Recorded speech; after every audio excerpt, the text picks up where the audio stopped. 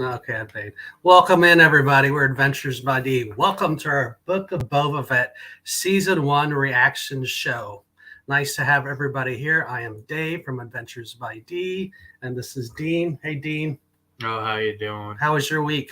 Oh, it was pretty good. Pretty good. All right. We're excited to talk about Book of Boba Fett Season 1. We're going to have a giveaway at the end of the stream, a Star Wars giveaway. So stay tuned, put a comment in the chat, and you will be entered to a random giveaway we're going to do live here on the stream. And having said that, I'm going to welcome in our special guest this week from the fabulous YouTube channel Hitchhiking Bones. So let's say hi to Dawn. Hey, Dawn. Bright suns, guys. How are y'all? We are well. How are you this Saturday? It's kind of an overcast Saturday here in Texas, but that's okay. It's just a good day. It's Saturday. It is bright suns here in Georgia. I tell you that. It's a very nice day here. Good.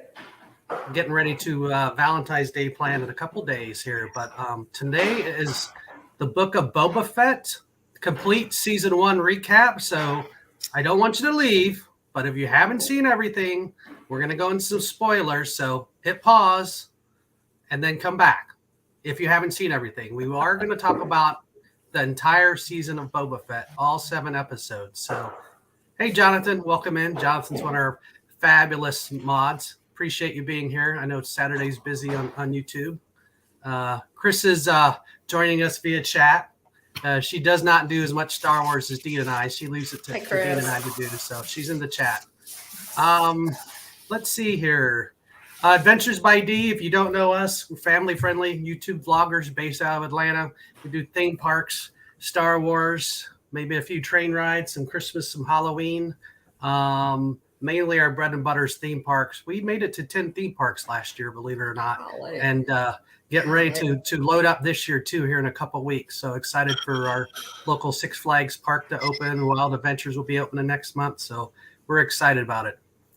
Don, why don't you tell us a little bit about the Hitchhiking Bones channel? Well, we're primarily Disney. Oh, okay. That's always a surprise when somebody puts you the big screen. We're primarily Disney. Dave, we love Disney. That's why we started our channel, and we had people just ask us a lot of questions. They knew that we loved Disney. And that's why we started the channel, because we always have people ask us questions about helping them plan trips and what have you. And I just thought it would be something fun to do. And, William jumped in with me. And so we just we don't live in Orlando. We live in Texas. So we do, we go to the parks as often as possible, several times a year generally, and, fill in with other things. We have, other destinations, kind of like y'all do, on your channel. But we love Disney and travel and just getting out and doing things and seeing new places, and we enjoy sharing that with other people. Yeah, make sure and check out their channel. If you're not subscribed, I'd recommend it. We've been subscribed for a while. So their URL is in the description, and then it's also scrolling across the bottom of the screen. And I know you all are doing your own Boba Fett reviews, which are very entertaining and in-depth. So I'll let you speak to that if you want to. And you all cover Star Wars, too. I know we spoke about the Mandalorian, I guess, last year, too. We do. We have those playlists up on our channel. We're a little bit further behind. We are to do chapter 6 this coming Thursday at 12 o'clock, 1 o'clock Eastern, 12 o'clock Central, and we'll be doing chapter 6. So we're a little bit further behind, but we are loving this. We have a playlist on that. We also have a playlist for when we did a weekly show on each episode of The Mandalorian, season 1 and 2. We love Star Wars. We love the lore. We love the books, the movies, the animated series. It's something that we really enjoy. We're pretty hardcore fans, and so that's why we have decided to do Boba Fett as well. So, and it's nice to, you guys are doing such a great job. Dean, you have such good knowledge of Star Wars, and I love to I love to learn new things because there's so much to it that nobody could know everything about it. So it's always good to listen to other streamers who do Star Wars. So with that, let's get into a little bit. Let's talk about episode 7 first. I'll set the stage, and then Dean will talk, and Don, you can chime in, and then we'll talk about the entire series. So, last chance. Spoilers ahead. 3, 2. If you leave, come back. Team replay. But here we go. So, chapter 7 was talking about In the Name of Honor. It is a full hour, so I've been on some of the earlier streams saying, why don't we get our full hour? So we get a full hour in this episode, and it's needed. It's directed by Robert Rodriguez, which he's done some of the earlier episodes, which, high bar set by all these directors. But I'll just say some of his episodes, to me, haven't been as good as some of the other episodes. Again, it's a high bar, but I'll say that. So, Dean, you want to talk about the episode a little bit? Yeah, so I'll give you a little bit of a recap here. So basically, they start in the sanctuary and the remains of what's left after the bombing we saw in the last episode. Yeah. And they're kind of discussing their kind of plan of attack of this war against the Pikes. Mm-hmm. So they decide to stay in Mos Espa instead of going to the palace, which is an interesting tactical decision. But yeah, Bane kind of shows up. He's trying to bait Boba out. He reveals the truth of what really happened to the Tuskens. That, Boba was playing the Pikes game the whole time. Those speed bikers, they didn't do it. It was the Pikes this whole time. They didn't want to pay no money. They had to protect their margins. So, that was an interesting truth that was kind of hinted the whole time anyways. Mandalorian, he's like, I got to stay. It's my word. This is the way.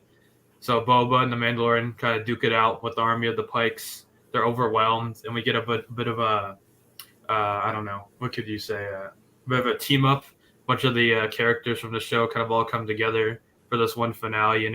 They all have their own little entrance scene. The people of Freetown show up in their tank after Cobb Vanth and Deputy Scott were gunned down. Let's see, Chrysanthemum shows up after being tackled by the Trandoshans. And then the mods also show up on their funny speeder bikes. So, yeah, after they're ambushed by all the different crime families who had an allegiance with the Pikes the whole time, including the mayor, Boba is kind of concerned. But after these reinforcements come, he's a little more faithful.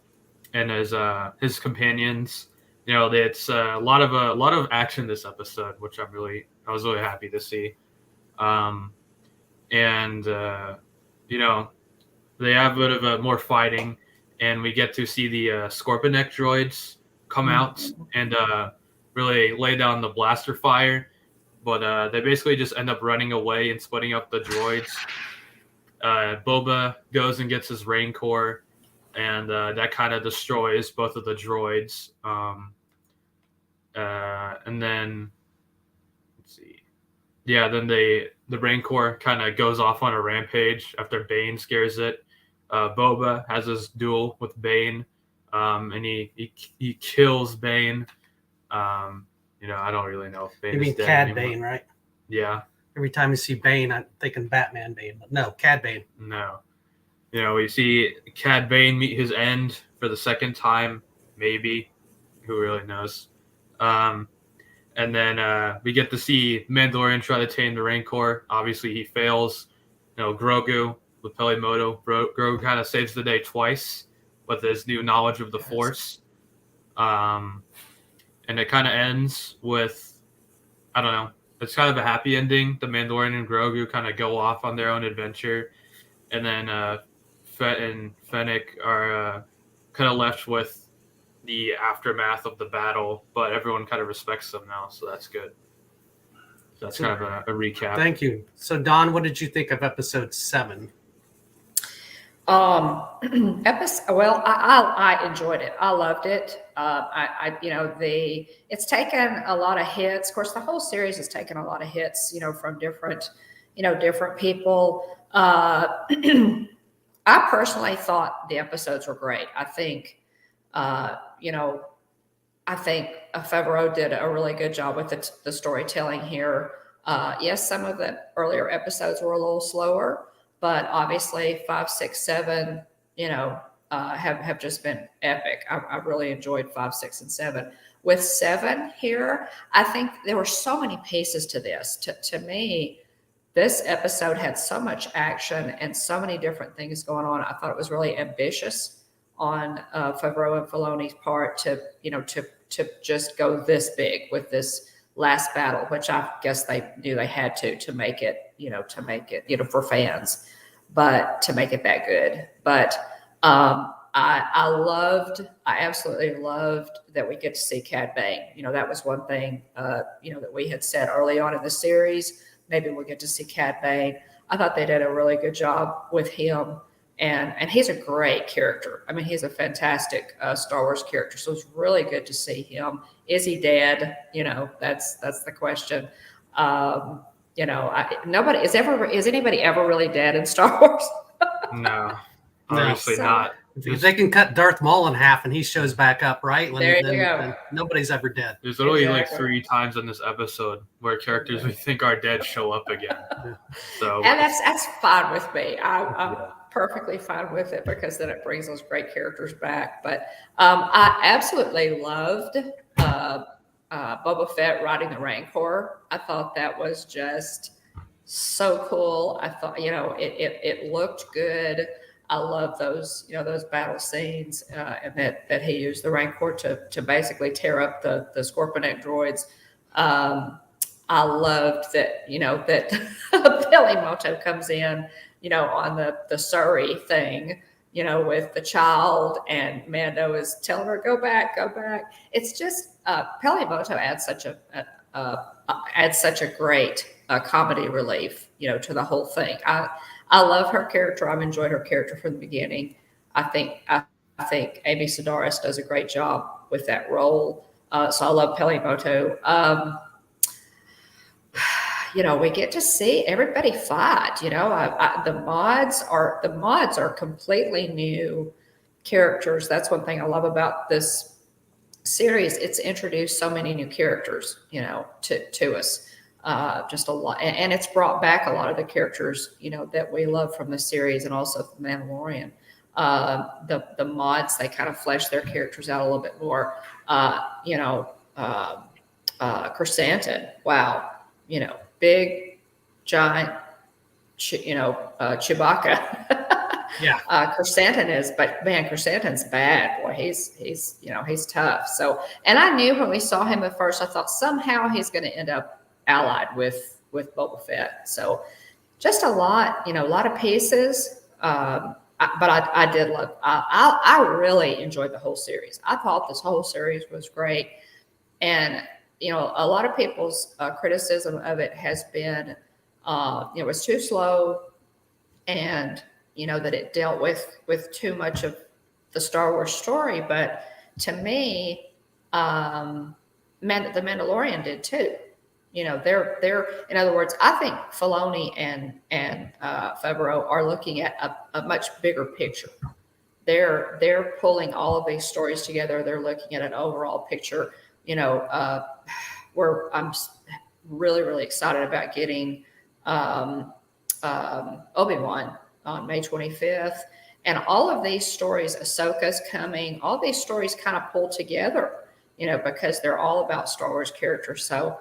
I love the series, but 7 I thought was good. I thought the action was good. I love the teaser at the end, which I know we'll probably talk about. But I thought they did a great job. I did. Boba Fett has always been a character. I mean, for how many years since he was introduced, he's been kind of shrouded in mystery. We didn't know who he was. We didn't really know, what his story was. He's just been this mysterious, really fan-driven, popular character from the Star Wars universe. And I think they did a great job of fleshing him out in this series. I enjoyed it. I love that Tamir Morrison was able to, to revive that role. And I think they did a great job. At the end, we see him and Finnick, walking the streets, and it was really cool. He said, we're not really cut out for this. this whole, because the citizens were like giving him things and thanking him, for bringing peace. And Finnick, who was really reluctant to sign on in the beginning, makes a statement. She says, well, if not us, then who? So she's kind of come full circle, Hey, Rhonda, thanks for flying by. I liked it. Yeah, I thought episode 7. Hey, Rhonda, welcome in. Thanks for flying by here. Appreciate it. You all should check out DW Adventures when you can. We're actually going to be down at the Georgia Aquarium next weekend shooting some stuff. So looking forward to shooting some stuff with Rhonda because she's local to Atlanta too. So episode 7, yes, I loved it. I loved the action. They set it up a little bit, and then you had most of the episode, 45 minutes, were 3 or 4 major action scenes. And I love the Rancor. Seeing, they had did some foreshadowing a couple episodes from that, and then Dean could talk about the tie-in to the holiday special. I'll be honest, I'm not all that familiar with the holiday special. I know it exists. I've never actually taken the time to watch it. It's been so panned, but there's a tie-in to Boba Fett riding animals, I believe. So, but I loved it, and I'll wait to hold my comment about the whole series when we get there. But episode 7 had a little bit of everything. I love Cad Bane. I love to see Cobb Vanth. We'll talk about him. Yeah. This one had a good mix of characters and very good storylines to flip between. Because a lot of times I'll see these big epic things, and there may be one of the 4 storylines to me are not as exciting as the other 3. But between Grogu flying in, and Cobb Vanth, and Cad Bane going in, and Boba Fett and Cad Bane going at it twice, and the Rancor, and the fight scenes, and the people. I mean, it's so much action in this one. So I thought it was great. Episode 7, no complaints to me. I will say I love Cad Bane. He got me hooked on him during the Clone Wars, and I hope he's not dead. I hope we see him again in some form or fashion. Yeah. Okay. So, what was your thoughts on episode 70? We only have we only have 3 hours. Okay. I thought it was pretty good. If I had to rate it, it would be no less than a 7 and probably no more than 8.5. Wow. What kind of scale are you on, man? The 10 scale. All right. Go ahead. So I'd probably give it like an 8 or an 8.5. I thought it was pretty solid. But I have a very long list of notes here for things I was just thinking of, so I was just writing them. Hit the important ones. They all aren't. I'll just go over them. Trust me. I think you might find some of these interesting. All right. So hopefully the chat does. Yeah, trust me. You'll like this. So first one, Cad Bane dead ? I mean, when we see him die, he has this little blinker in his chest going off, and it lingers on him dead with the blinker like audibly beeping. So I mean, a lot of people think maybe his droid Toto 360 will show up and save him, or someone else will save him, or maybe that's like his life support. So that's kind of a theory that's going on right now. You also get to see his head plate when he dies. His hat falls off. You get to see the metal plate on his head, which we saw in the Bad Batch from his past duel with Boba. We were warned before that the Dicto biker gang was actually not responsible for the death of the Tuskens. Finnick literally tells us that it's probably impossible. So that was foreshadowing. Obviously, Danny Trejo's Rancor Keeper. He kind of also foreshadows the riding of the Rancor. Oh, yeah. I don't know why I didn't make this connection earlier, but Robert Rodriguez directed the Mandalorian episode where Boba Fett showed up. I kind of forgot about that. I totally did not remember that at all. So just kind of interesting. He's like the showrunner for this show, and he's the director of the episode where he comes back. My favorite shows, it's interesting, my favorite shows have been all directed by Bryce Dallas Howard. So. Oh, yeah. Yeah, she's pretty good. She's done. I saw some comment in some of the Star Wars communities. Let her direct a full Star Wars movie, which I'd be all in favor of personally. Yeah, I would too. Yeah. She's good.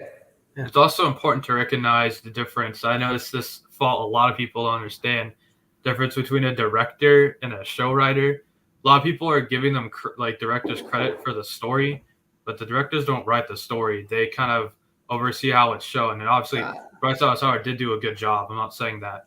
I just think some people are like, wow, she wrote in the armor. Great job. It's like, she didn't write that, though. No. I just wanted to say that. The holiday special. Dave Filoni and Jon Favreau are the major writers for the show. Yeah. And then Robert Rodriguez was also a showrunner, so he helped with But that you as well. can't tell, you can tell. I mean, there were like 6 directors starting out for Mandalorian season 1. You Yeah. can tell, if you watch closely, you can kind of get a feel for each of the different directors' favorite shots, and kind of their approach is a little different. It's interesting. Yeah, I mean, they still should deserve credit. I just was confused by some people giving them credit for the story. But yeah, I think she did a great job. Most people did a great job, I would say, that I've directed so far. So, holiday special tie-in. I talked about this before, but on the holiday special, we see Boba Fett riding basically a dinosaur. So it's kind of an obvious tie-in to Boba Fett riding the Rancor. It's pretty awesome.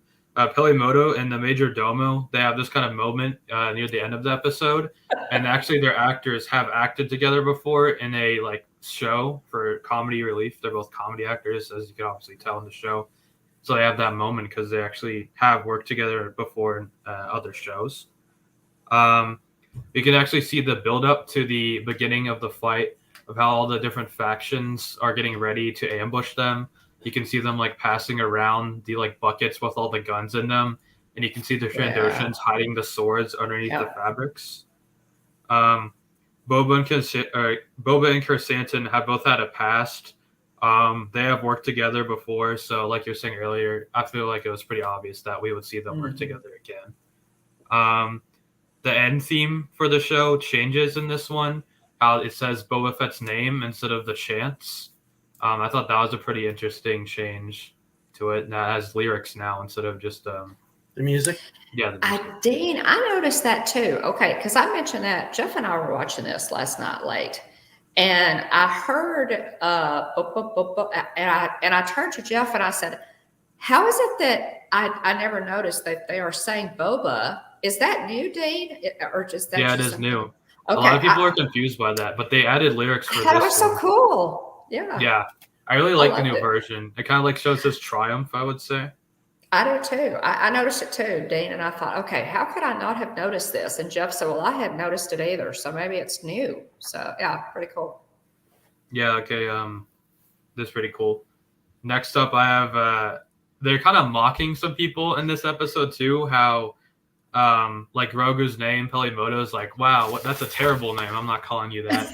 That's literally opinion of the fans. And the same thing with Cad Bane calling Boba soft. That's literally a criticism that people have had of the show. So I thought that was just really funny that they're just having Cad Bane say that. The Freetown speeder that they show up in was actually an original it was a concept for Luke's land speeder in A New Hope. So I'm interested how they reuse that. And it also looks like the TX tank from the Clone Wars. That was also just kind of interesting to me. Going to deep cuts there, Dean. Yeah. We have the gun spins the 2 times in the episode where the Mandalorian and the SCAD guy, they both do a spin and then shoot their pistol. I just thought that was kind of funny. Yeah. And, Robert Rodriguez definitely doing this thing. Yeah. Kind of interesting to think where Bane was during the fight, how he just kind of shows up and then disappears and shows up on the end. I thought that was a little weird. And then my favorite piece of trivia is the Scorpion Egg droids, and how it's when I saw those, it was like that scene in Ratatouille where the guy eats the food and then he goes back in time. Those are from forever ago. Yeah. From 2003, because they showed up in the old I think it's Tarkovsky Clone Wars, the 2D animated one, and they're originally concept art for the droidicas.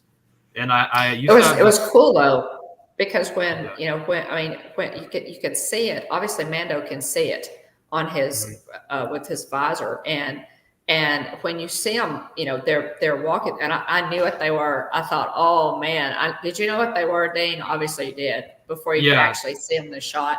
Yeah, it was. I thought, oh man, they did celebrate too soon. Those are bad.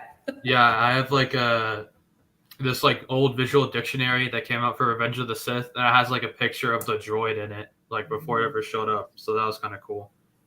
But that's a deep cut. I don't know.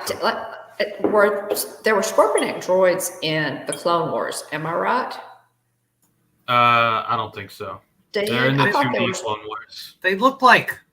There was something like those little crab droids, I think, in the prequels. Yeah, there were the ones that roll. There were There's a Droidicas. They the were ones concept art for the Droidicas, that and then roll. they I couldn't remember.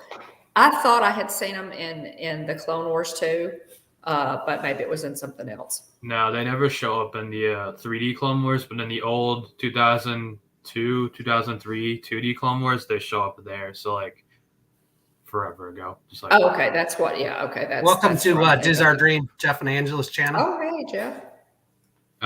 Next we have the meaning of the Book of Boba Fett. I don't see that many people questioning what the show name is. People just say the Book of Boba Fett. No one really seems to know, and I think like my interpretation of it is like the statement he writes for the Major Domo when he's like having him read it out. His like book becomes like his morals and like what he wants. So he's like, I don't want crime. Maybe I don't want to be a crime lord. I want crime off this planet. I want these people protected. So I think that would be like the book, his like ideas of what Tatooine should really be. And he like changes his ideas from being a criminal lord to basically being the mayor. Mm-hmm. Yeah, that's all the notes I had. Just kind of things I thought of. Yeah, I mean, I thought it was an awesome episode. To me, well, I'll talk about this series as a whole. I keep jumping ahead. Episode 7, great. To me, no suggestions. Awesome. Perfect. All kinds of characters, all kinds of storylines. So what's your score on that one out of 1 to 10? Mine, at least a 9.5. My scale's not quite as tough as Dean's, but we'll talk here after our collectibles break about the episode, the season as a whole. But I think this probably is my favorite episode, and I think the last 3 were pretty strong. Oh yeah, this one gets on IMDb. This one gets a score of 8. So the IMDb, audience score was pretty high on this one. That's a tough Star Wars audience as we tend to be, right? Yeah. Like nobody loves to hate Star Wars more than Star Wars fans. That's exactly what I was about to say. Exactly. All right. So we're through episode 7. We're going to take a collectibles break and show off some Star Wars collectibles as we do on these streams. And then we'll have everybody talk about Boba Fett season 1 as a whole. And then we'll do a giveaway for a Star Wars Galaxy's Edge cookbook. Yay. So this is what the giveaway is here. Let me zoom in here. I highly recommend this book. We've made stuff from it before. My favorite part's the drinks. You can make the drinks from Oga's Cantina. I just think they're like super cool. Oops, sorry about that. They are. I've done the several things out of it too, Dean, and I've enjoyed the drinks as well. The Ronto wraps there, right there on the cover, are very good. Yeah. They're not exactly like they are in the park, but they're really good. There's some more idea. Mm-hmm. Speaking of Ronto wraps, I brought up something here. What do you have there? From a couple years ago. With hey, young man talking about it. There you go. Yeah, they can't hear the audio, but you could talk to it a little bit, Dean. You remember this young man in Batu East? No, I'm good, really. I insist. Look at that split angle on the Ronto wrap for some reason. That's very impressive. Well, there you go. So with this book here, you can make a delicious Ronto wrap. And they have several of the drinks from Oga's Cantina as well, Don. I think you mentioned that. But it's a pretty robust book as far as appetizers, main meals, and even the drinks. So make sure to leave a comment.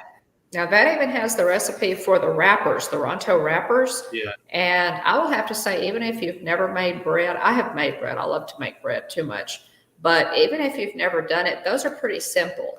I do suggest that if you make the Ronto wrappers that you use an iron skillet to flatten them out and cook them. They're delicious. They're so good. So you can either buy the bread yourself or make it. So the recipes are all there.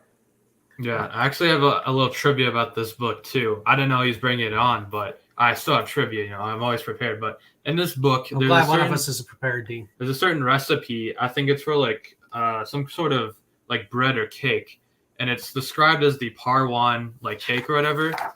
And Parwan is the species that shows up in 2 episodes in the Clone Wars. It's like another one of the deepest cuts possible. It's from the Cad Bane and Obi-Wan episode where Obi-Wan goes undercover, and it's like the box episode too, if you remember that one probably one of the best in the series. But yeah, there's just this one character who's the first time we see a par one, and that's the last time we've seen a par one. So I thought that was really cool that they included that just super deep cut. Yeah, those are neat too, because each recipe gives a background on the recipe and what planet it's from. It's a fun read. It's fully illustrated. It's really a nice book and fun, to cook from. So we're on with Don from Hitchhiking Bones, and that was going to wrap up episode 7. We're going to talk about Boba Fett the entire season here in just a second. Don, let's have a little collectible break, and let's bring out some of our Star Wars collectibles as we take a break from all the talking about the episode. Let's do some collectible show and tell here. What do you got for us here? What do you want to lead off with? Okay, I'm going to start with. You're going in solo layout alert. Okay. This is, I love, for any of the ladies that might be watching, I have the Ahsoka. This is the Ahsoka Tano backpack. William got me this for Christmas a year ago. And it's beautiful. It's just a beautifully done Loungefly bag. Has the nice metal plate there. This is the zipper pull is Ahsoka's lightsaber, which is cool. And there is a zipper compartment there. And then when you open it up, naturally it has that beautiful lining, Star Wars lining. Isn't that pretty? Very nice. See that? Anyway, it's just a great backpack, and I love it. I was really surprised that he was able to. Obviously, I'm an Ahsoka fan. Have the Ahsoka ears, and this I'll go through these quickly. This is one I haven't even carried yet. William also got me this one, and I love this one too. This bag is great. Has the pretty gray, plate there.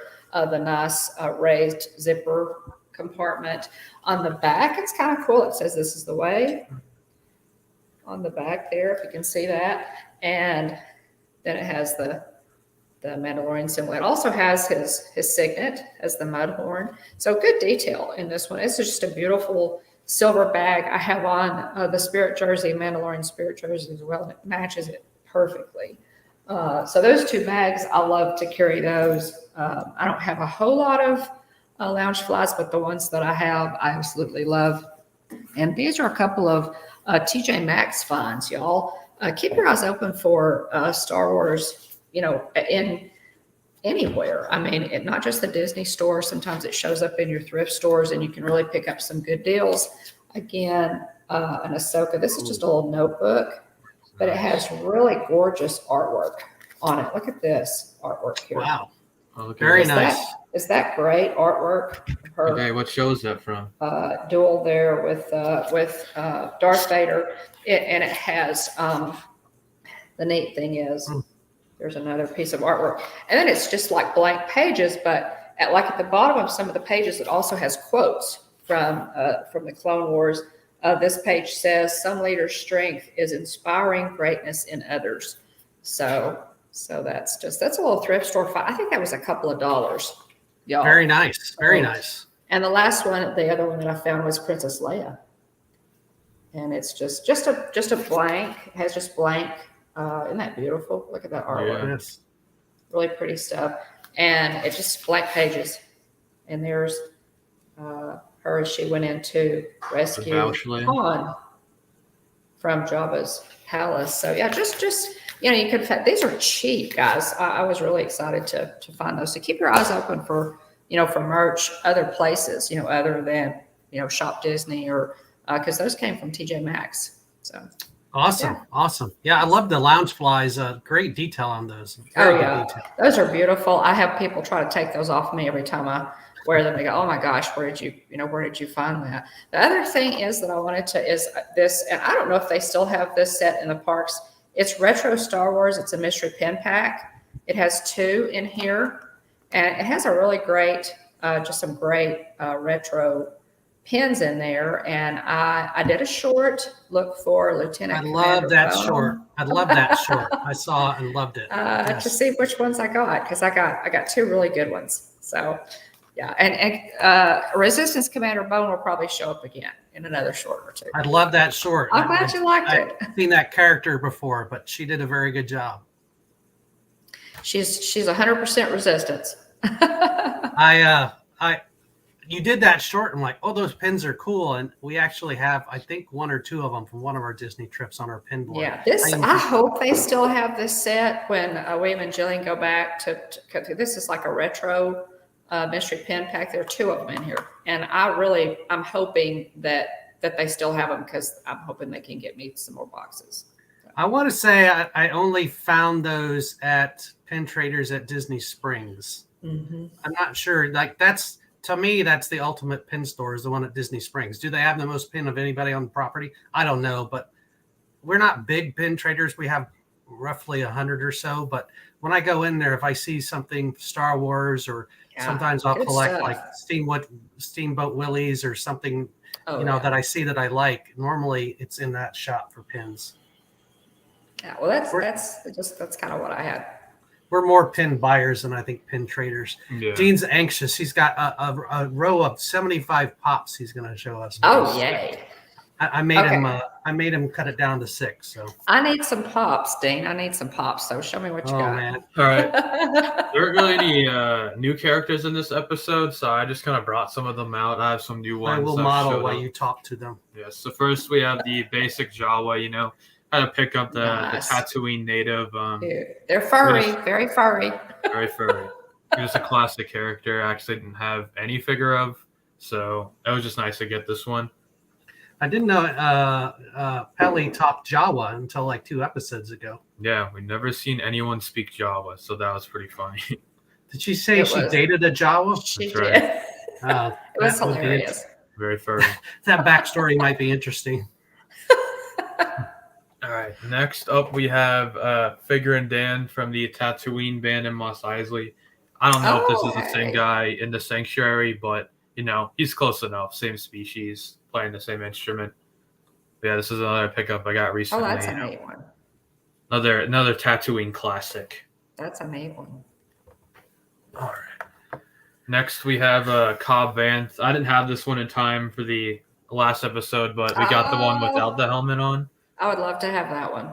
Yeah, it's very cool. I have the other version with the helmet on as well, but I just thought he doesn't have the armor anymore. Let's show the one without the helmet. Yeah, William has that. William has that one. It's a nice one. It's a chase. Harder to find then? Yep. And then next two, I've had these ones for a while, but I was saving them for the last episode. It's the 2 Book of Boba Fett pops. Oh, yeah. That came out for the show so far. Love it. Boba and Finnick. Sorry, Dean. Love it. That's good. Yeah. Yeah, I was saving these for the end. These are only 2.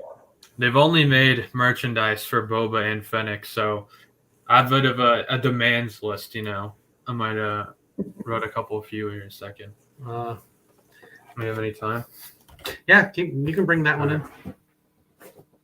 We have this one as well. Okay. All right. Okay, this one I want. I want this one. I was looking at it yesterday on Amazon. Boba and Finnick on the throne at the end of The Mandalorian. Just an awesome moment, perfect. What started it all. Yeah, I love that one. And that one's still available. I was looking on Amazon yesterday. Yeah, released very recently along with pretty much Cobb Vanth, Boba Finnick, and the Throne have all released within less than a month. So you could probably go to any store and find them if they've shipped to that store. So very nice. I'm probably going to snag that one today, Dean. Yeah, this is one that I'd recommend taking out of the box if you're an out-of-box collector. I don't really take them out of the box, but this is one that, I would recommend. It's very good. Yes, we have a split household because I'm a big not take out of the box collectible, and Chris, of course, is the opposite, take out of the box. So Dean has followed my lead, leaving them in the box, and Chris has a few out of the box. If I take them out and display them for a while and put them back in, and then I'll take another one out and display it for a while and put them back in. So yeah, that's a good idea. So some of the ones that I just really like, that one would be super, displayed without the box. Then you can always put it back in. Yeah. We have a cabinet here, kind of a display cabinet. We rotate things through for Star Wars or sports or Christmas or Halloween. So Alrighty. Hey, don't forget, stick around for the end for a Star Wars giveaway. Make sure and leave a comment, and you'll be entered into the random drawing, which we're going to do live for this Star Wars Galaxy's Edge cookbook, which we talked about. If you're enjoying the content, hit a thumbs up, give us a like, consider subscribing to us, and also Don and Will's channel, The Hitchhiking Bones, over there, Don. They have great content, so check them out too. We've talked about episode 7, and let's talk about Boba Fett, the whole series, all 7 episodes at once. Don, did it meet expectations? What were some of the highlights? Maybe things you didn't like as much? Favorite characters? Hit us with your season 1 review here. Okay, season 1 review. I haven't really thought about an overall number for the whole, for as far as my scale of 1 to 10.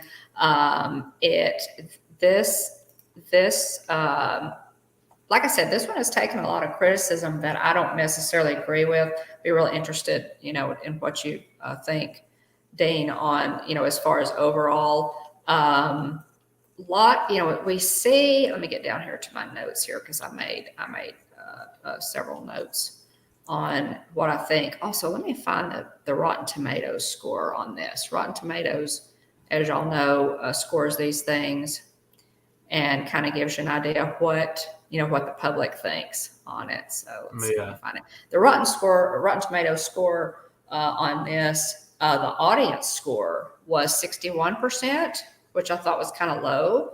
The Rotten Tomatoes tomato meter gave it 72%, which is a 6.95 out of 10, and I thought that was low as well for me personally.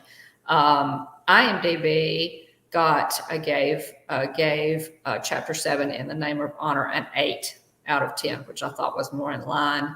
Chapter 5 got a 9.4 out of 10. Chapter 6 got a 9.5 on IMDb. So I agreed more with the people who ranked on IMDb, because I would say, okay, to me, all right, The Mandalorian overall, guys, was a 10 out of 10, both seasons for me. I don't know that they could have done anything that I would have liked any better than what they did. So, I mean, that's how I get it. But for me, Mandalorian was 10 out of 10. I would say I would give Boba Fett overall an 8.5, 9. I really would. I loved all of the characters that we got to see. I loved the information that we get from the armorer in episode 5. I thought that scene with Paz Vizsla and the armorer and Mando was just gold as far as the episode, the information that we got on the Darksaber, on Bo-Katan, on Mandalore, and there was a lot in that scene. I thought it was really great, and I made a lot of notes in it. Episode 5 and 6 bring in so many great characters. I mean, we get to see R2-D2, Ahsoka, Luke, Grogu. We get to see the Mandalorian again. Peli Motto, Cobb Vanth. I didn't think about getting to see Cobb Vanth again, so I was really, really excited to see him. I love his character. Paz Vizsla, the armorer, and oh my gosh, Cad Bane. So, I thought they did a good job with character development in this. We get to, I think the relationship between Finnick and Boba Fett is really interesting. I think Finnick, she's really reluctant at first. Her character development over the series was, I watched it really closely because I love Finnick. I think she's fantastic. Finnick is reluctant to join Boba at first, and in effect, she says, I'm an assassin. I'm not a politician or, a leader, anybody's leader. But Boba Fett offers her a place with him, and he offers her something that nobody else has ever offered her, and that is to cut her in on the success that they have and loyalty, which gets her attention. She signs on, and then of course at the end, he says this is not, he makes a statement. He says this is kind of hard for me. It's not really what we do. And she said, well, if not us, then who? So that's like a whole turnaround for her as far as where she is in the beginning and where she is at the end. I thought it was great. Yes, maybe the first few episodes were a little bit slow. But oh my gosh, 5, 6, and 7. Wow. Just, if the first ones were slow, the 5, 6, and 7 hit hyperspace, hit hyperdrive. So, I really liked it. And I feel like, given, our Star Wars knowledge and the fact that we love the books, we love the whole thing. I feel like we look at it with a fairly critical eye. And I'm excited to see new Star Wars content, guys. This is brand spanking new Star Wars content with Dave Filoni and Jon Favreau as keepers of the flame. I think we're in good shape from here on out. Really excited about Ahsoka coming up, and really pumped about Obi-Wan. Wow. So yeah, I'm just excited to see it. Just bring it. Awesome. Dean, what's your thoughts on the entire season 1 of Boba Fett? Okay, so I feel like the season in its entirety is pretty good. I think 1 to 4 kind of have their own distinct identity, and 5 and 6 kind of shook things up in their own thing, and then 7 is a connection back to 4 with a little leak over of 5 and 6, kind of supplementing it. So I think it was pretty good overall. The thing they did with the Mandalorian is in the Mandalorian season 1, they kind of made all their own new characters, and then in the Mandalorian season 2, they brought back old characters from season 1 or from other styles of media.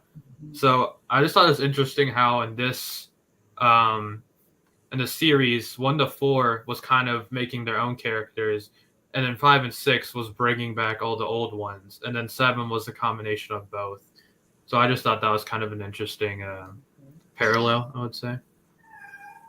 And I would say I wasn't really surprised by a lot of the character appearances. I was kind of initially surprised by Luke, and I was surprised by Ahsoka showing up. I really didn't expect Ahsoka to show up at all.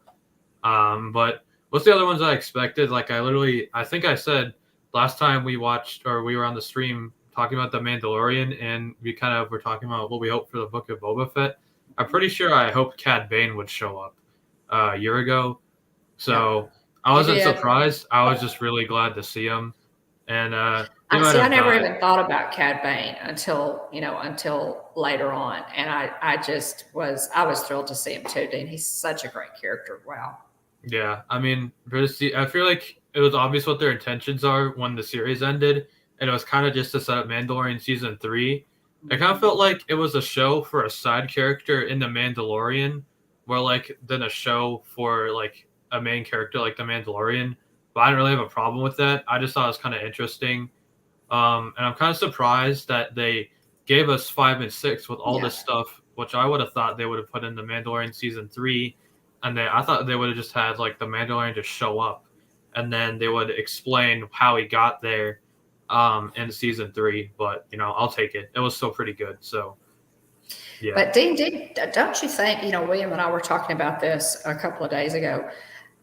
It amazes me. It really amazes me what a phenomenal job Jon Favreau and Dave Filoni did in bringing us this character in Din Djarin, the Mandalorian. Never been seen in the Star Wars universe before. Totally new character, and they did such a fantastic look at the child with Grogu. Oh my gosh, how popular has he been? They created these characters. And they're fantastic. We have totally, pulled them in and just love them. I love The Mandalorian. I don't know that they could have done much of a better job. I'm amazed at how well, especially with, Star Wars fans are finicky and hard to please, and they just hit it out of the park with The Mandalorian. They just did. I agree. To me, the Mando set high bars for me for Boba Fett. And so when Boba Fett started, I know there had to be, obviously you had to show him how to get out of the what's the monster? Sarlacc pit. Sarlacc. Thank you. Mhm. You had to show how you got out of the Sarlacc because that was my first question. I think a lot of people's first question. Yeah. How do you get out of the Sarlacc pit? When last we saw Boba 30, 40 years ago, he was in the Sarlacc pit. So I think that was ingenious how they showed him getting out of that. Hey, hi, Eric Lee. Welcome in. We're just discussing Boba season 1 as a whole. Make sure and enter a comment. If you're just ninja watching, that's cool because we're going to do the giveaway here at the end of the stream here. But welcome in, Eric. The season for me was a little slow at the beginning. Nothing that I would say I hated, absolutely, but nothing. Mandalorian built such a high bar to me. Some of the episodes weren't quite as fast moving as some of the Mando ones. And you feel like that made Mandalorian set such a high bar, Dave, that's why people complain about Boba Fett maybe being slow at the beginning? I think you're right about that. I think I know. So part of the problem is that the Mandalorian is a lot of like what a lot of people want Boba Fett to be. They just basically made what everyone wanted in the Mandalorian. And now you have Boba Fett, and Boba Fett can't be Boba Fett because then there'll just be 2 Boba Fetts. So they kind of made Boba Fett the elder compared to the Mandalorian, which I thought was interesting.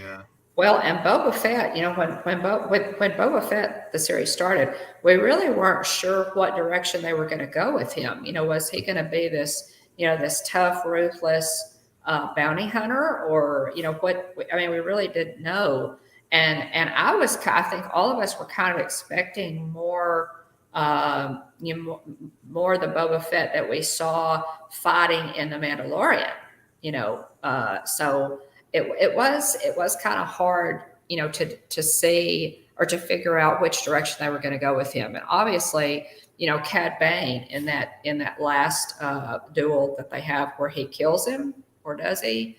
Cad Bane, says, you're trying to reform, you're trying to, you're going soft, you're this, you're that.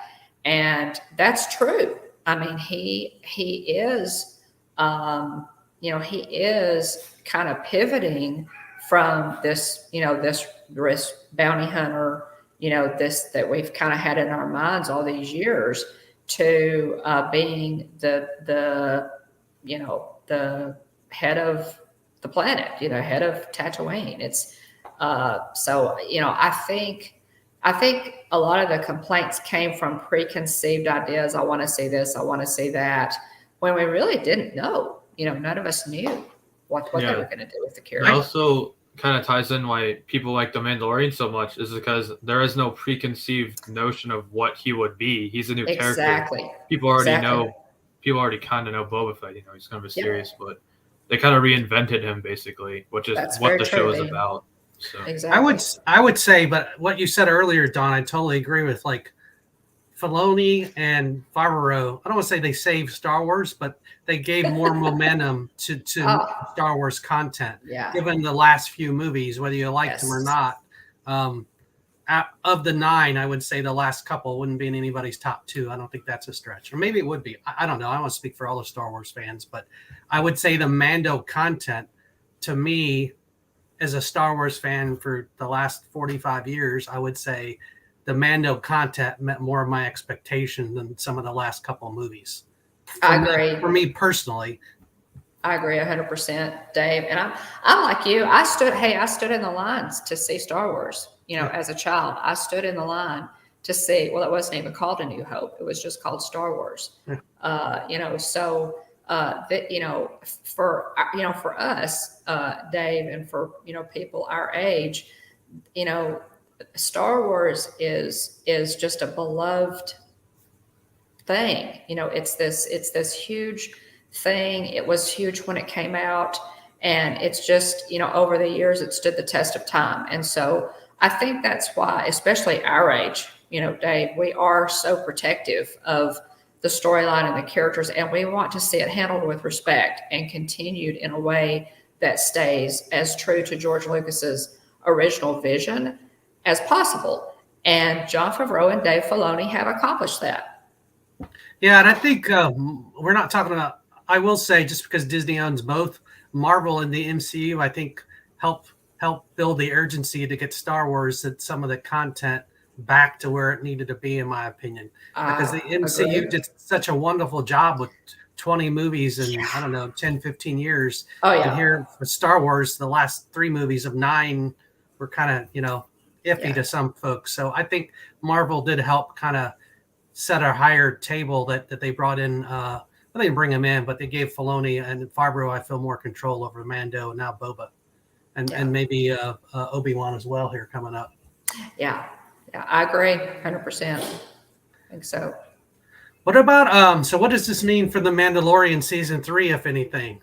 Is this Mandalorian 2.5 and we're going to pick up from here, or what do you think, Dean? I mean, basically, that's what I thought it was after I saw the end credit scene or not the end credit scene, but like the ending scene of the Mandalorian flying away. I'm like, oh, okay, this is what it's been about. It was for the Mandalorian pretty much at the end. It's like, okay, yeah, cool. I mean, set it up, give us more content, and move with that. But I think they are.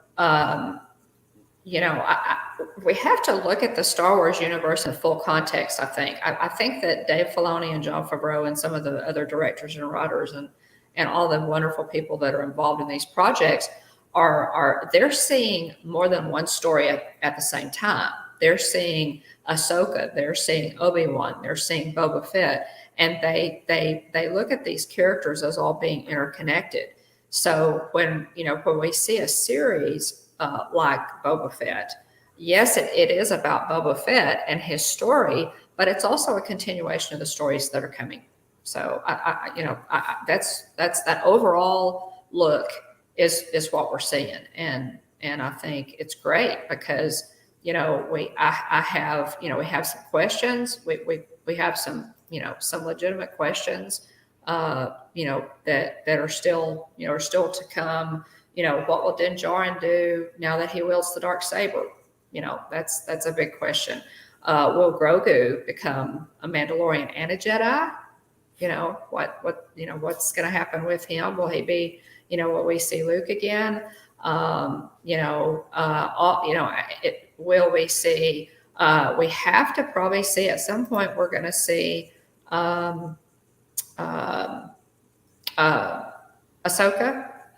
and we're also going to see some other characters come back into it. Dean, my mind just went blank. Bo-Katan, where Bo-Katan is still, she wants to regain the throne of Mandalore. The Mandalorian has to go back to Mandalore in order to try and absolve himself or to be a Mandalorian again. If the armor says that he's not a Mandalorian. So a lot of roads lead back to Mandalore. I think we're going to see Mandalore and a lot of those storylines, continued. Will we see Paz Vizsla challenge again for the dark saber? But those are questions. I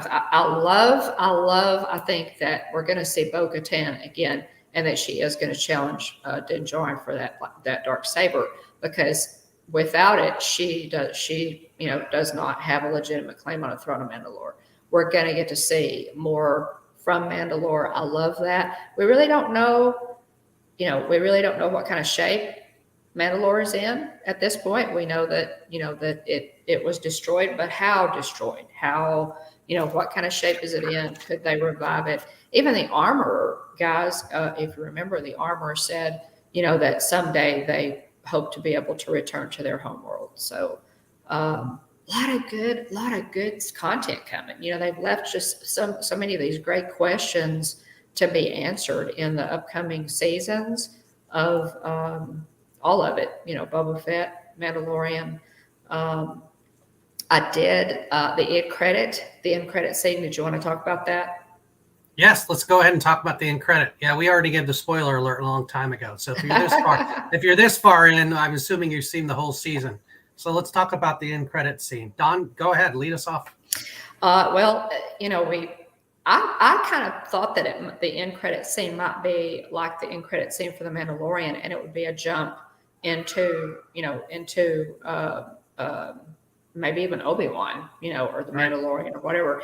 It wasn't really. It was kind of a wrap up of this one. Cobb Vanth was killed in a duel or shot in a duel with Cad Bane, which is what which was the catalyst that it took for the citizens of Freetown to actually get involved, because they didn't want any part of this battle. They wanted to stay out of it, be Switzerland.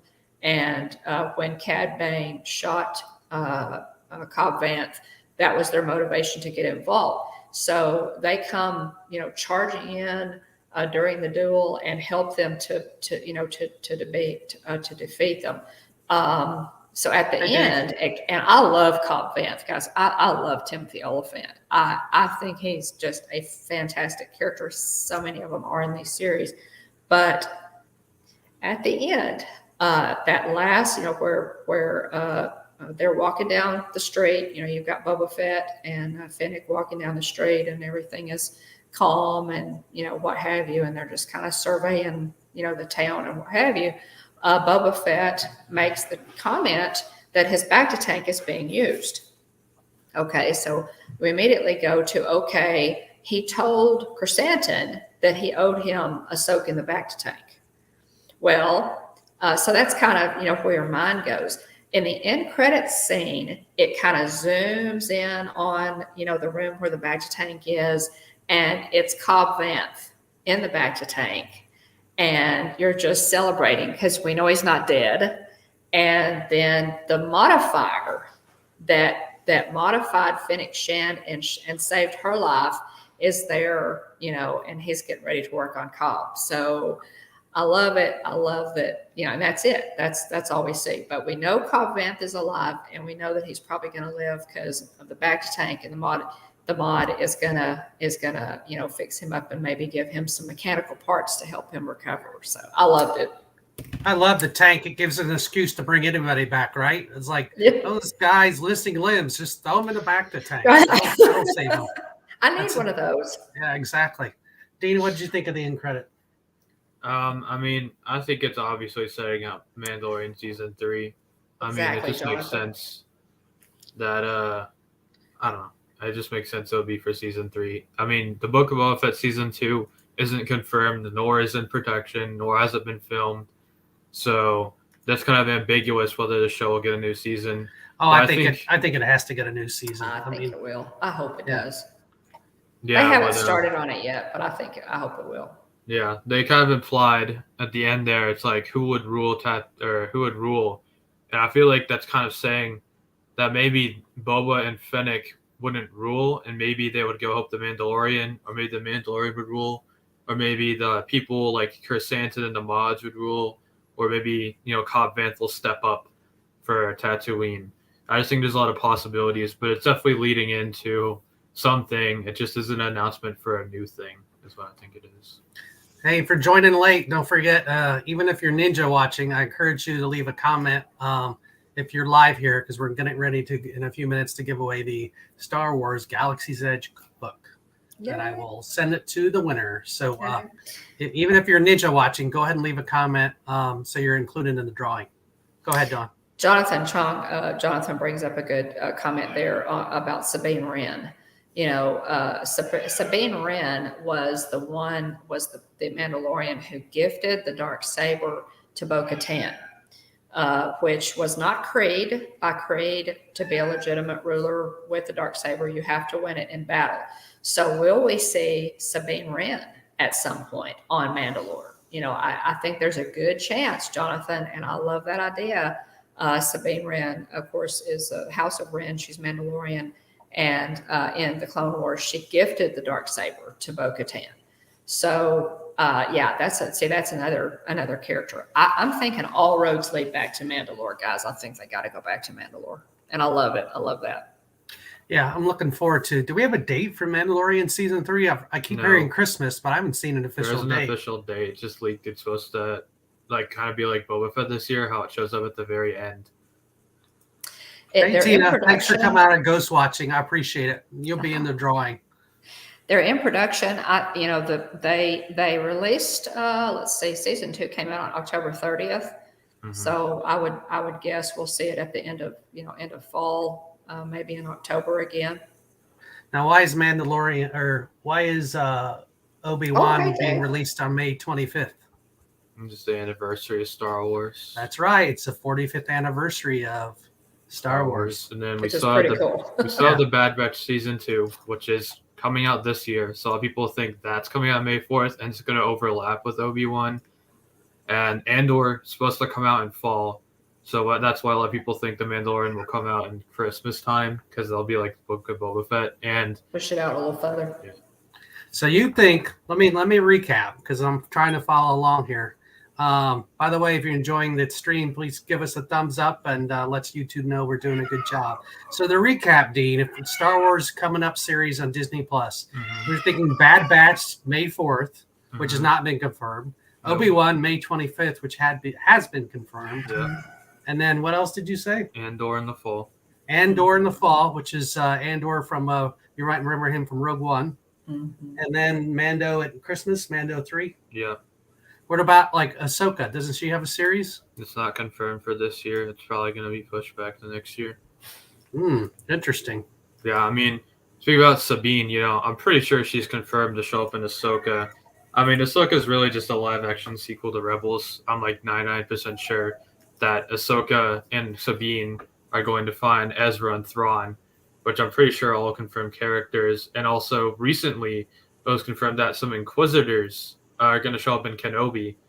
So, all Star Wars leaks and other Star Wars, knowing it all kind of enhances.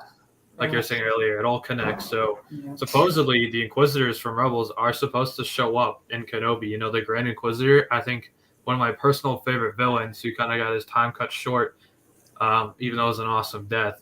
He's supposed to be showing up, maybe with some other Inquisitors. And, there's a lot of potential stuff. Rebels is definitely appears to be getting some love right about now. That's true. I think you have to see Sabine. And, at the end of Rebels, you saw Sabine Wren and Bo-Katan, and they were, going to try to find Grand Admiral Thrawn. So I think at some point we're going to see that continued. I'm really excited about them bringing Grand Admiral Thrawn into live action. I think that would be amazing, just like they did with Cad Bane. But there's just so many pieces and directions that they could go. It's really exciting. It's really exciting for Star Wars fans. Will we see a third lightsaber battle between Obi-Wan and Darth? That's what I want to know. Because we had the first one, Mustafar, where Anakin was almost killed. Then we had the last one of the Death Star, where Obi-Wan was killed, supposedly, or came back as a ghost after that. So is there an in-between Jedi battle, lightsaber battle? I'm hoping yes. Yeah, it's already been confirmed, I'm pretty sure, that they're supposed to have a rematch. And there's also going to be scenes with Anakin and Obi-Wan. I'm pretty sure Ewan McGregor said that himself. So Hayden Christensen, Ewan McGregor has said in there is a really short preview of Obi-Wan on Disney Plus, and he said it was really great because this series has brought him back together with Hayden Christensen. So that's going to be a lot of fun to see the young Obi-Wan and Anakin together again. That's going to be really neat. And I love Hayden Christensen. So live action Rex. I don't know. You mean live action Captain Rex? Live action Rex, live action Cody. That would be awesome. Yes. It's definitely possible. I mean, this is now the era. We're back to the era of post prequels, pre-Empire. Yeah. Kind of the build up, Bad Batch, that's when that takes place. Andor, that's when that takes place. Kenobi, that's when that takes place. It's kind of a sweet spot here. Little Dean went as Captain Rex for about 5 Halloweens in a row. So that's his favorite. Cool. One of his favorites. Yeah, Cad Bane and Captain Rex are probably my favorite Star Wars characters, I would say. That's neat. Yeah, I would love to see Captain Rex. I think there's really, we could see anybody, at this point. I think they just need to pull in whoever they need to pull in to advance the storyline that they're going with. I'm excited to see Sabine Wren. I think it would be really fascinating to see Grand Admiral Thrawn. Actually, it's cool. It's just a great, it's a great direction to go. A lot of stuff to look forward to. Yeah, the Maul duel. I'm pretty sure Kenobi will take place before the Maul duel, so I don't really see them doing that. I don't think it would make sense for them to redo something that was from like an animated series. Like if there was something from a comics, I would expect them to redo it as they've done before. But something for Rebels and Clone Wars, I don't see them redoing it unless it was like something like a flashback. Like if for Kenobi, the Right. flashback, and they really Yeah. recreate something from. Yeah, they Clone could do a Wars. flashback. Yeah, they could do something like that. I'm pretty sure they will, or the series will start with that. So Obi-Wan and Anakin are supposed to show up together. So that pretty much means there's going to be a flashback, or it starts with them in the past. So Well, and what about Mace Windu? Might we yeah. see him? There are just so many great characters, that have been introduced in the books and in the animated series. Ezra, a lot of people, if you've never seen Rebels, you're not familiar with Ezra. So just there's there's a lot of good stuff. Gotta watch it, Dave. I know. That's the one hole I haven't seen. I haven't seen all of the Bad Batch, and I haven't seen Rebels. So I've seen everything else multiple times, but it's he's scared of the animated shows. He only respects I've seen live Clone action. Wars. Yeah, you've seen Clone Wars. All right, let's move on. The Clone Wars. I love the Clone Wars. I thought the Clone Wars was fantastic. Yes, little Dean had waken up early on Saturdays to see the Clone Wars back when it was on TNT and TBS. Yeah. That's right. All right, well, let's start the wrap up. We're going to do our giveaway here in just a second. Make sure, even if you're ninja watching, put a little comment in the chat so you'll be entered in the random drawing, which we're going to get to in just a second. Don, why don't you tell the folks that are on a little bit about Hitchhiking Bones? And while you're doing that, I'll prep the giveaway here, and I'll put you on solo and share your channel while you're talking. Sure. Here. Okay. Well, we do Hitchhiker Chat, which is our normal weekly live stream on Tuesdays at 9 p.m. Central, 10 p.m. Eastern. And our guest this week will be none other than Adventures by D. So we're looking forward to having you guys on. It'll be kind of a getting to know you, but I'm thinking we have to slide in some Book of Boba Fett chat too there. So that's going to be Tuesday at 9 p.m. Central, 10 p.m. Eastern. Jillian, also my son and my daughter-in-law, of course, William and I work really closely on our channel. My daughter-in-law also pops in when she can. She will go live on February the 19th for her live stream. It's called What's Brewing with the Bones. It's a morning stream, and that will be at 8:30 a.m. Central, 9:30 a.m. Eastern, February the 19th. And she's going to give you her best tips on budgeting for your next Disney trip, which is going to be pretty critical because of all the price increases that we've seen at Disney. So that's kind of what we've got coming up, and we're looking forward to seeing you guys on Hitchhiker Chat. We are looking forward to being there. I'm just messing with the screens here. We are looking forward big time to being there Tuesday night and excited about it. And we watched the Hitchhiking Bones. I think we discovered you a few years ago via Dole Whip Dad, and Yes. Enjoy your channel and all that you do. And you have some great content, Star Wars, Disney, of course. Thanks. Appreciate and, that. Kind of like our channel, you have different folks from your family kind of specialize in different things, and Right. we enjoy all the Hitchhiking Bones content. So Thanks. I recommend going over there and checking out, and consider subscribing if you have not already. Their link is right here on the scroll below, and also in the description. Thank you. Appreciate that. Dean, you want to tell them a little bit about Adventures by D before I do the drawing? Sure. I mean, family channel, at least 2 of us, maybe 4 if you're lucky. We go to all sorts of theme parks in Georgia, Wild Adventures, Six Flags, of course, the classics. We go to Disney, Universal time to time, we dabble. And we go to other places too, like aquariums, one of my personal favorites. But we do all sorts of attractions in different places. And so there's 4 of us, myself, my wife, Chris, and Dean and Madison, and we all kind of specialize in different things. Dean's on because he does more of the Star Wars, Funkos, and fish. Those are his favorite things, what we cover. So we have a great aquarium downtown, which we're going to be at next weekend. We've done several vlogs on those. But we get our bread and butter is theme parks. We went to 10 theme parks last year, and along with Disney and Universal, we do a lot of Six Flags here in town, our local park, as well as Wild Adventures just a few hours south of us in Valdosta. So check out, we have a full Six Flags and Wild Adventure playlist.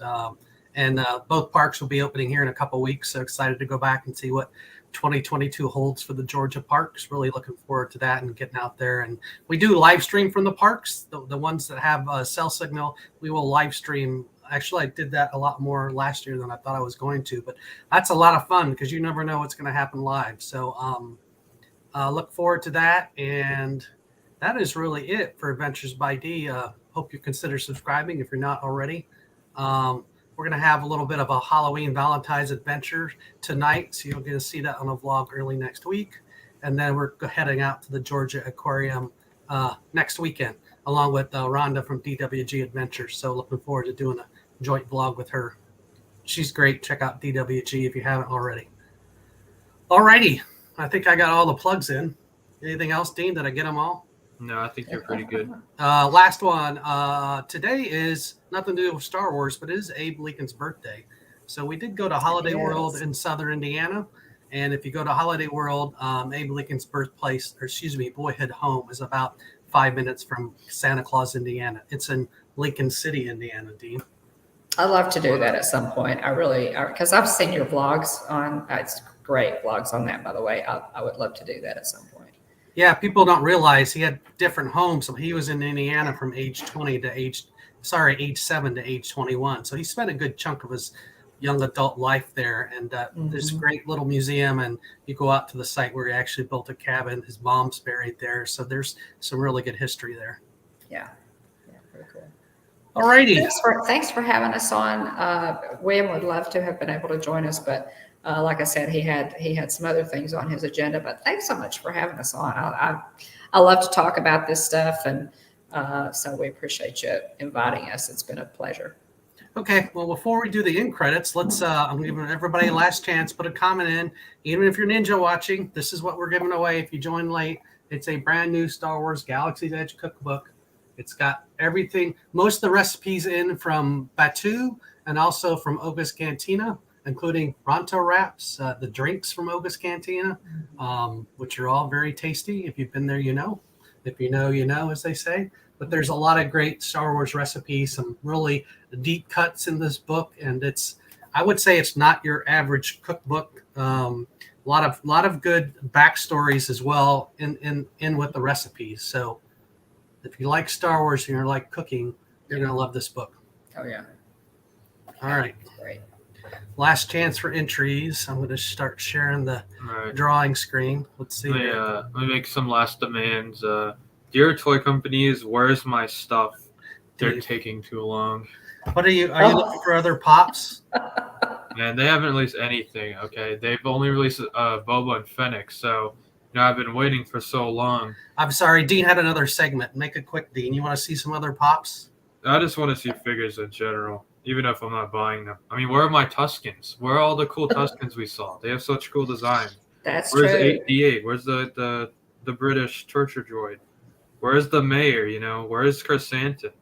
I'm just waiting. Where's the BD droid would be great too. The BD droid was really cute. BD? I mean, all right.